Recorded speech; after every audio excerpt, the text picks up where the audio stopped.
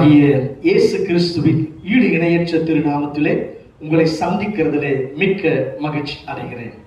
இந்த நாள் தியானத்திற்காய் தெரிந்து கொண்டதான வேத வசனம் ஏசாயா தீர்க்கதரிசியின் புஸ்தகம் 52வது அதிகாரம் 2வது வசனம்.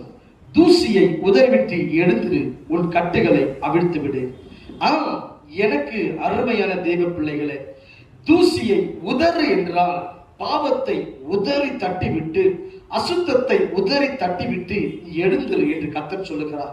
ஒருவேளை எந்த விதமான பாவத்திலே அசுத்தத்திலே புரண்டு கொண்டிருந்தாலும் இன்றைக்கு அவைகளை உதறிவிட்டு எழுந்திரு. ஒரு குறிப்பிட்டதான ஒரு ஐயா இப்படியாக சொன்னாராம். அவர் வீட்டிலே ஒரு பாம்பை வளர்த்து கொண்டிருந்தாராம். அப்போது ஒரு மனைவி சொன்னார்களாம், அப்பா, பாம்பை வீட்டில் வளர்க்க வேண்டாம், நமக்கு குழந்தை இருக்கிறது, வேண்டாம் என்று சொன்னார்களாம். கேட்கவில்லையா? ஒரு நாள் நடைபெற்றது என்ன? பாம்பு அவருடைய மகனை கடித்து விட்டது. நடைபெற்றது என்ன?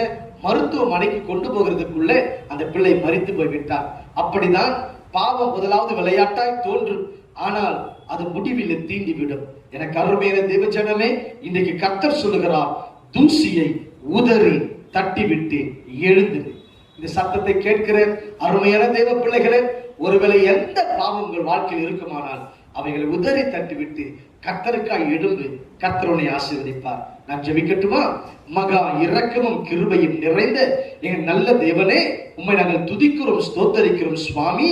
ஐயா, அருமை ரட்சகர், கரம் இறங்கி வருவதாக. ஒருவேளை இந்த நிகழ்ச்சியை பார்த்து கொண்டிருக்கிற, இந்த சத்தத்தை கேட்டுக் கொண்டிருக்கிற எவர்கள் ஆண்டவரப்பா பாவத்தின் பிடியில, உலகத்தின் பிடியில காணப்படுவார்களோ, என் தேவன் ஆண்டவரே அவர்கள் உம்பக்கமாய் எழுப்பீராக. என் தேவன் கிருபை செய்யும்படி நாங்கள் ஜெபிக்கிறோம். தேவன் அற்புதத்தை செய்வீராக. உன்னத இயேசுவின் நாமத்தில் ஜெபிக்கிறோம் எங்கள் ஜீவனுள்ள நல்ல பிதாவே. ஆமென், ஆமென். God bless you.